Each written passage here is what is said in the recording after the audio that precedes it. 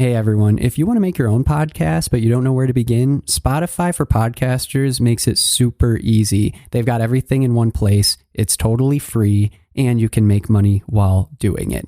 Here's how it works. Spotify for Podcasters lets you record and edit podcasts right from your phone or computer, so no matter what your setup is like, you can start doing it today. Then you can distribute your podcast to Spotify and pretty much everywhere else podcasts are heard. Video podcasts are also supported, and you can even conduct polls and Q&As. With Spotify for Podcasters, you can earn money in a variety of ways, including ads and podcast subscriptions. And best of all, the platform is totally free. No catch, totally free. When I wanted to start my own podcast, I did not know where to begin, and I didn't think it was even possible.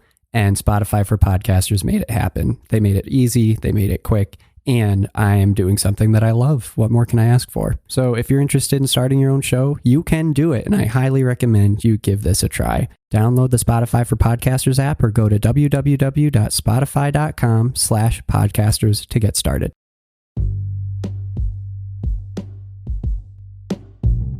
Hey everybody, what's up? Welcome back to another episode of Everything Kratom, the podcast about anything and everything Kratom.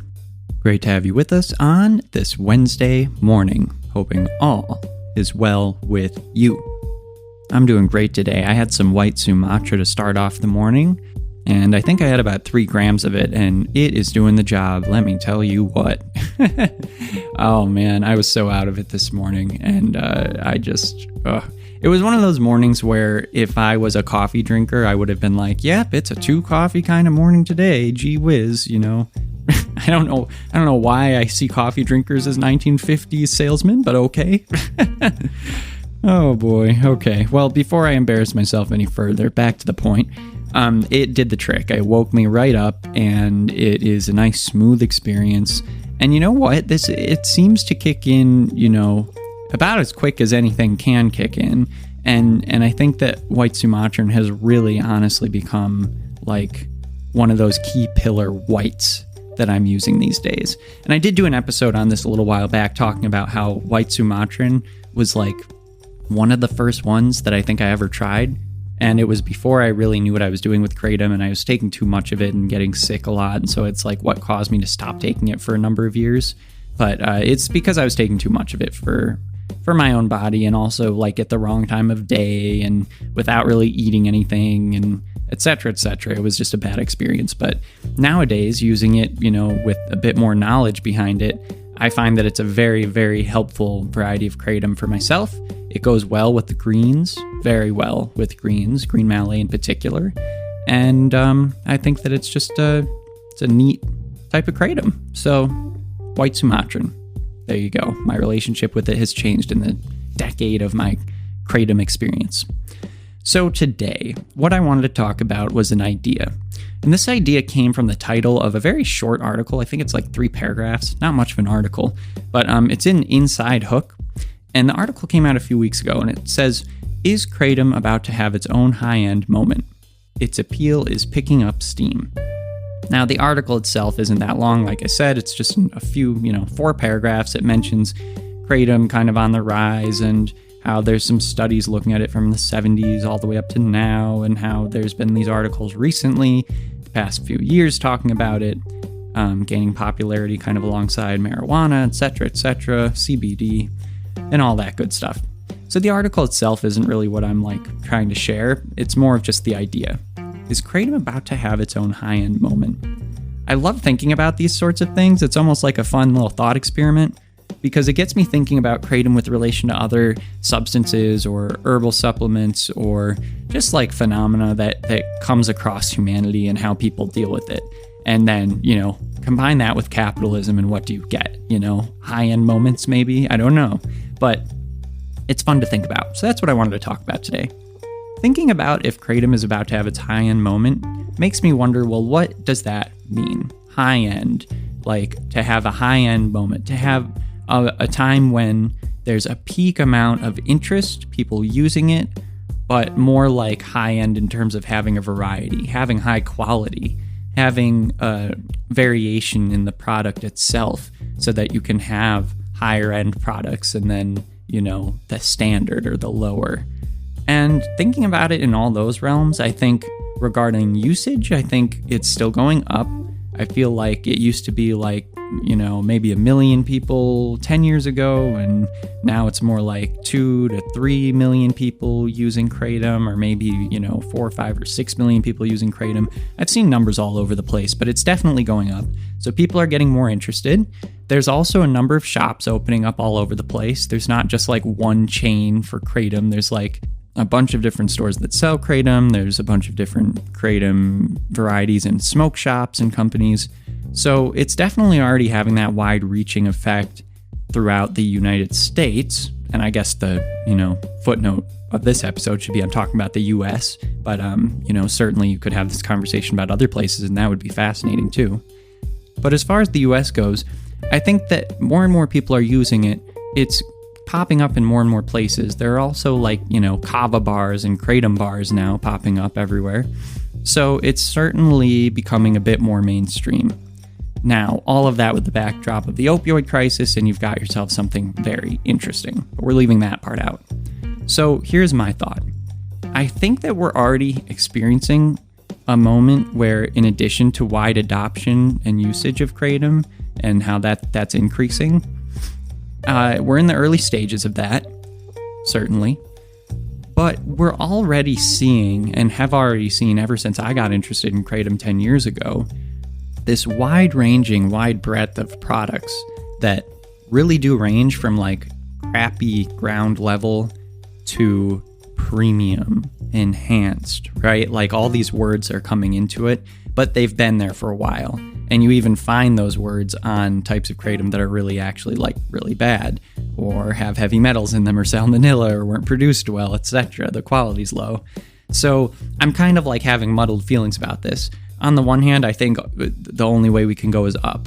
On the other hand, I think that when it comes to, the low end and high end, the low end, there's plenty. Like you can find any type of low-end Kratom product in a lot of different gas stations or smoke shops, and it's like made by some random company that no one's really ever heard of, but it has a very flashy, colorful bag, right? And it has some crazy name that no one's ever heard of, and it sounds exciting, and it ends up being like really not great quality. That's a blanket statement. It's a generalization. Obviously, this is generalized, but just from my own experience and as limited as it may be, I kind of feel like that might be the lower end. The types that you can find with the flashy bags, and you can find them in stores, specifically in like, chains of smoke shops and gas stations. That's kind of what I mean. Then you have the middle type. And this makes me think more of like online vendors, but kind of, I'm not mentioning any vendor names, but vendors where it might still have flashy names. I'm not talking about the bags being colorful anymore. They're not going out of their way like that because they it's not like these are on shelves necessarily. So the bags don't have to be colorful and interesting, but the names are. And you find that like this name differs from the name of the same type that would be at a different store. So it's kind of like that. And then there are like the loyal customers that always go to this vendor. They love their certain types of Kratom. They certainly like believe in the company because they keep going back to them, and they find one or two that work really well for them and tell other people about them. And other people are like, I've never heard of that. And they say, well, it's because it's from this company specifically. And it might be called something else somewhere else, but that's different. So that's like middle, I'd say. And this is, again, super general. Again, no judgment in any of this stuff. Like I definitely have fallen into the category of maybe all three of these that I'm laying out here. So no judgment whatsoever. I fall all over the place on this spectrum. So that's kind of my thought of middle. High end, high grade, high quality, whatever you want to call it. I think of that as like almost like behind the scenes. Not behind the scenes in terms of covered up or anything, but like as I'm doing this podcast, I'm learning about what high quality or good Kratom is supposed to be. And it means something different to different people, I think. But something that I keep coming across from different people is like high-end, high-quality Kratom being, you know the process. You know exactly where the farm that the kratom came from, was. You know where the farm was, you know the farmer. Or you know that the vendor knows the farmer, right? Like the actual company knows the farmer. They went to Thailand, they went to Malaysia, they went to Borneo, and they went to the actual place and tried the kratom there. And we're like, yes, these leaves, these are the ones, and we'll work with you and pay you a good wage and everything, or pay you good compensation for these kratom leaves. And then we're gonna have like a certified manufacturing process for the kratom, and we're gonna have 3 different lab tests done so that you can see, an independent, 2 lab tests that we've conducted at 2 different points in the manufacturing process, and then an independent lab test from a third party, right? So you have triple lab tested through an approved manufacturing process that's certified from a farmer that you know and a company that you trust. And then it's like fine powdered, and we have different types of coarseness and super fine or ultra enhanced, whatever. I feel like that's considered high end, or at least that's what I consider high end. I mean, how much more high end can you get other than just like going to the country, growing the leaf yourself and chewing on it, picking it and chewing on it, or picking it and making a tea, right? Like, I can't imagine anything more high end than that. So it's interesting to think about in that light, because there's so many things that go into the idea of this is like a high quality product. And so I think that I've had a bit of experience in all these places. I certainly think that I generally fall in the middle in terms of how I go about getting my kratom. I've tried what I'm considering lower end, or it's not always lower, but it's just like, I don't know what the heck I'm trying. If I'm going into a gas station and I'm trying something that's like called Purple Jungle Kratom or something like that, and I made that name up so that I'm not actually pointing to any company, but like Purple Jungle Kratom, for instance, like, I don't know what the heck that means. There's no purple jungle, so obviously something's going on, and I don't know where it came from, and there's no certified testing on it or manufacturing processes necessarily. Maybe there are, but I haven't seen it. So I don't do that hardly ever, but I have done it before, and I haven't had good experiences with that kratom. I've never bought kratom at a gas station or a smoke shop and actually used it all. Like, I've only tried it maybe once or twice, and then I've been sketched out or scared, or I just didn't get much of an effect from it, and I'm like, okay, I don't want to take more of this thing anymore. I don't know what it is. So I actually must admit here and now that I've thrown it out. Like, I didn't use it all. Now, I'm not trying to be a high-end snooty person, right? But at the same time, that scared me, and I didn't want to get something like that and ingest it without having more knowledge of it. So then I find myself moving up into the middle, and I'm like, okay, I do care about where it's coming from a bit more than that. I want to know that it's a reputable vendor, so I want to know that a lot of people have used them, and that's certainly moving up the chain, which means that you're not just open to anything that's kratom. You want more specifics, like you want the same brand, or you want the same process. And I don't care as much about the lab testing, or I didn't, until I started this podcast. Because now that I've been doing this podcast for a while and learning about kratom, now I'm finding I do care about that.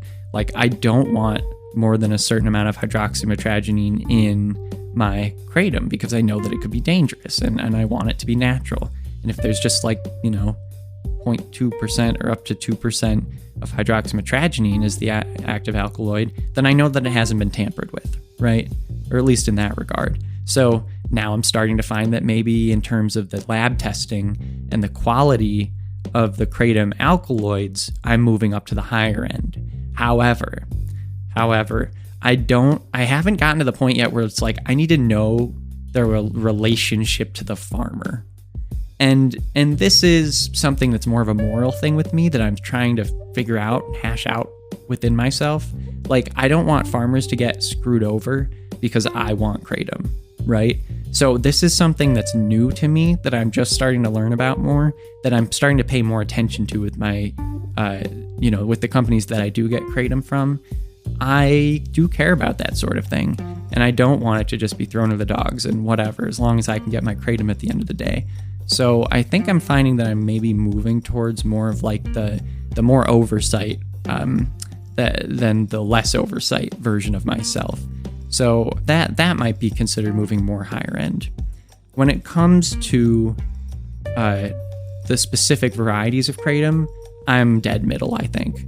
I am still not convinced that there's a specific type of Mang Da out there. Like the green Mang Da I get because the vendor seems good and the effects seem consistent with me.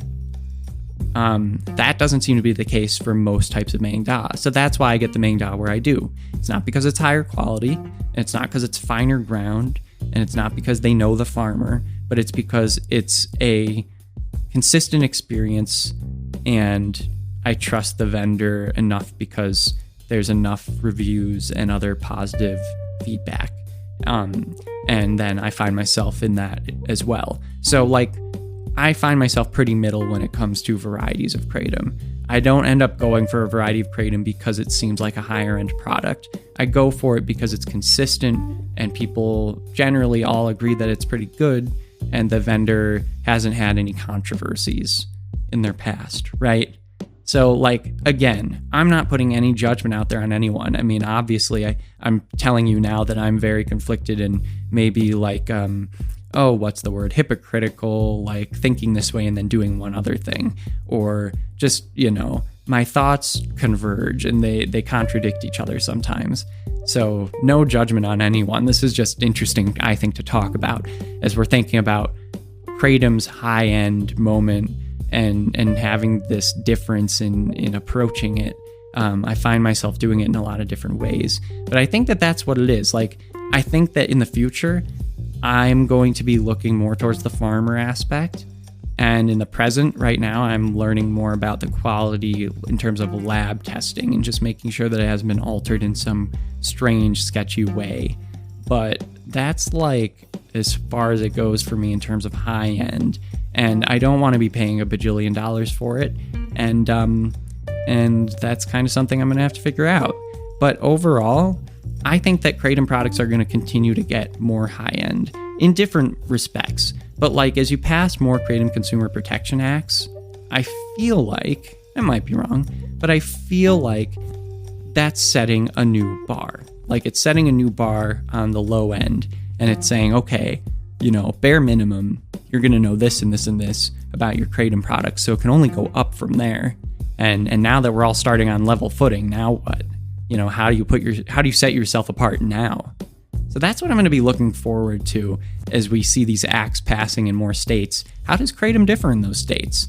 And do you see a higher bar set for the bare minimum of what sort of Kratom products or quality there is? And it's an exciting new era.